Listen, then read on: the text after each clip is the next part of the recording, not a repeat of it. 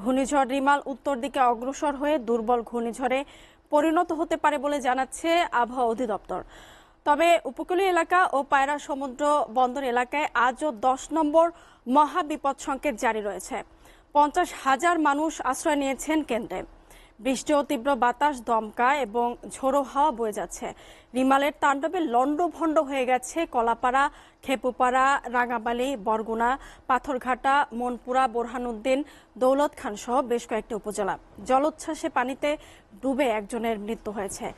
স্বাভাবিক জোয়ারের চেয়ে 4 থেকে 5 ফুট, কোথাও কোথাও 6 থেকে 7 ফুট ওপর দিয়ে পানি প্রবাহিত হচ্ছে।